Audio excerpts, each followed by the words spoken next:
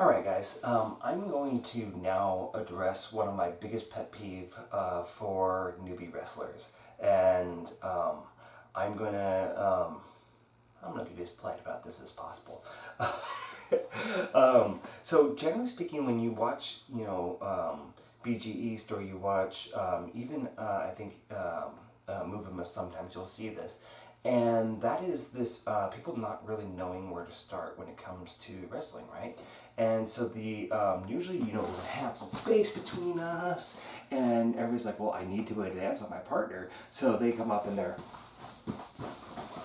right? And you see where my knees are, right? A lot of times we have this idea that we're going to be, bigger than our partner, and in some cases you don't have. Well, let's put it this way: if you can be bigger than your partner, then you don't have anything to worry about. You don't have to make yourself bigger, right? If you're smaller than your partner, there's nothing you can do to make yourself bigger than your partner, right? And so by coming up here like this, right, it's going to take very little to knock me over, right?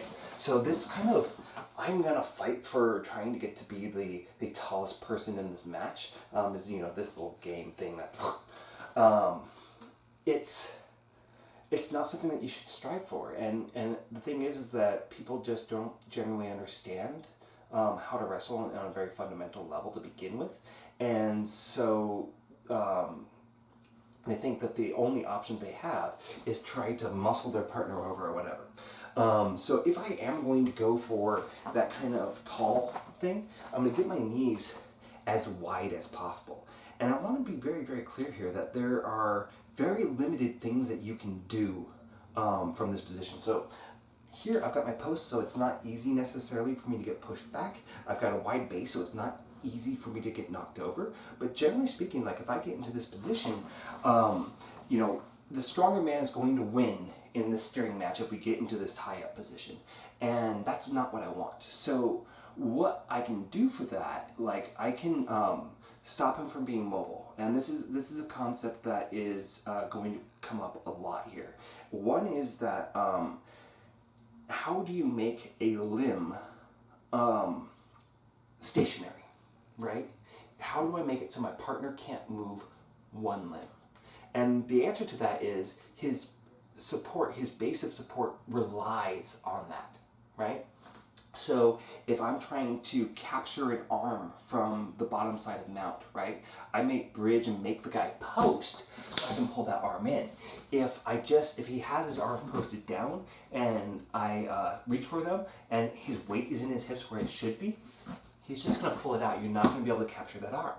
But if I can make him post and commit to that arm, now I can start to pull that in. The same deal is going to be true for standing positions as well, is how do I anchor a leg to the ground? And the answer to that is I'm going to control the center, right? I'm going to control the back of the head. I'm going to control this tricep on this side, right? And what I'm going to do is I'm going to start putting weight on this side, right? I don't care if that leg's light. He can move that around as much as he wants. So I'm going to make him heavy in that leg, and I'm going to step through here, right? And what this is doing is I've committed him to that leg, right? His weight's right there. And now I've created a little trip here, right? I've made it so that he can't, like if I'm, in this tight position and I don't step through and I start to like try to take him over to the side, he's going to post that leg and he's not going to be taken over, right? So by putting my leg through, I am now making it so that he can't post out.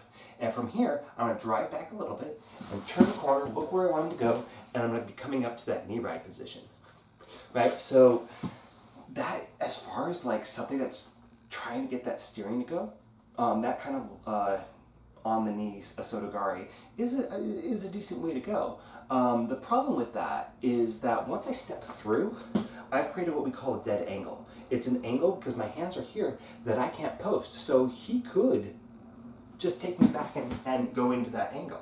So that becomes problematic, right? You will get it rolling. I get it rolling all the time with people who don't know better. But you go against somebody that knows a little bit, they're going to start taking you back into that direction, and they're going to use basically the same movement that you're using, right? And just take you down. So that's something to look at, and we're going to probably start with that as soon as Jet or somebody else wants to come out and help me with this project. So So the other thing that I can do is I can do what's called a snap down, and that's going to take me into that top 4/4 position, which is a great position for me to be in, right? Because it's a clear path to the back. There's not much that my partner can do to defend a lot of the times, so it's a great position to get to. And to get to that position, we need to understand the concept that the body's going to go the direction that the head is going, right? And so if we're talking about like when we're bridging in our warm-ups, right? I'm looking the direction I want to go, because if I'm looking straight up or I'm looking the other way, I'm going to be impinged. I'm not going to be allowed. My body's not going to go the direction I want it to go because my head is not looking that direction. Likewise, we can steer our partners. Again, another good example is that side control position. My shoulder driving into his face to make him go this way so he doesn't bridge into me, right? I'm limiting his mobility by steering his head. In this case, I'm going to take my hand to the back of the head, maybe even the forearm, right here at the little occipital lobe area, and I'm going to drive that down, sprawl out, and then I'm in that top 4/4 position, right? And I get that a fair amount, especially when somebody's getting really tall, and especially if they're tall and four-legged coming at me like this, they're already doing half the work for you to get that snap down position, and they don't have much of an ability to really retreat and prevent it. So again, getting tall is not the best strategy.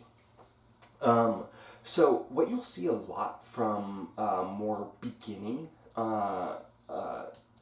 grapplers and whatnot, or when you start seeing more advanced grapplers, what you're going to see a lot of times is the advanced guys a lot of times are here. They're here. And this is what I think the biggest point I want to make with this is that your starting position is open guard. All right? And guard is anytime my legs are controlling or prohibiting somebody from coming up on top of me. And I think that's probably a fairly loose definition, but it's kind of like the best one I have been able to come up with, because, you know, after a while you'll feel like every other thing is considered a guard, right? Anything new in jiu-jitsu is a guard. And basically it's true if what's stopping the person from coming onto me, my legs. So this might not seem like much, but if somebody starts to, like my shoulders are in front of my hips, but if somebody does start pushing me back, my legs go, maybe I'm gonna grab that leg with my feet. Maybe I'm gonna get this hook, and he's taking me down, I grab the sleeve, and I just dump him off to the side with that little hook sweep. There are things that I can do that are gonna really, really prevent it, and I'm putting him in the position of having to pass my guard. And frankly, I have a particularly difficult guard to pass. And so, you know, more practiced people, a lot of times, they'll just stand up. A lot of times, especially usually like the way that this goes is if I'm rolling with a more advanced person, a higher belt than me, usually I'm standing to begin with, and it's not really my choice. They'll sit down and they'll make me pass their guard. My coach makes me pass his guard. And when I roll with a much higher belt, like a brown belt or a black belt, and I start in this position, I'm like, no, you're passing my guard. What's going to end up happening here is a lot of times my guard's going to get passed and I'm going to get stuck on the bottom.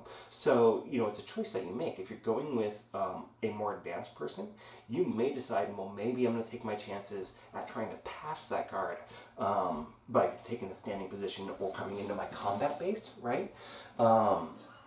So that I can start setting up those passes and hope that they aren't, you know, as good at sweeping, right? So you take your position based on what you think you're good at compared to the other guy, so that, or what position you want to work on. Maybe you suck at playing open guard and not stopping your guard from getting passed. That's a good reason. That's the best reason to play your open guard rather than trying to pass the guard, is because you want to be in that bit of bad position. You want to see what the other person does. Sometimes if I get stuck in a position a lot, I'll put my coach in that position, or I'll try to. I might even tell him that maybe we'll start in that position because I want to see how he does it. I want to see how he gets out of it. So really pay attention to what you're bad at, because especially early on, that's how you get better, is that you do the things that you're bad at, and maybe you come up with the answer. Maybe the guy that you're rolling with is like, you know, you're really bad at that position. Why don't you try this?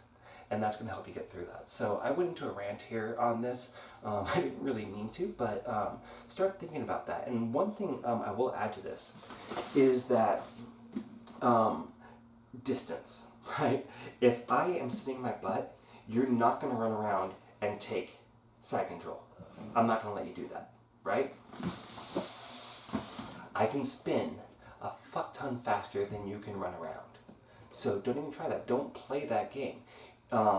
Things that you can do from this position, right, is I might put my step through, right? So I'm in this base or whatever. I can like step in and pressure my leg into him, and then I can start dropping it down and start doing that cut that we've kind of implied so far. I can pick up his legs, so now I'm starting to stack him. He can't move. Maybe I move him back to the side. Maybe I do this little thing to kind of pass the legs around and come over that side base. I could put him all the way on his shoulders, and when he rolls back, step through and come into that knee ride. There are a lot of options there that you can go through from playing that high guard pass, right? So it's not the end of the world. If somebody sits on their butt and you're like, oh my god, this is actually really powerful, there are so many options from there. You just have to find, I would say, 2 or 3 good ones and stick with those and get really, really good at them. I'll show you my favorites when I have a partner, but for now I think that's a pretty good starting place. This video has gone long.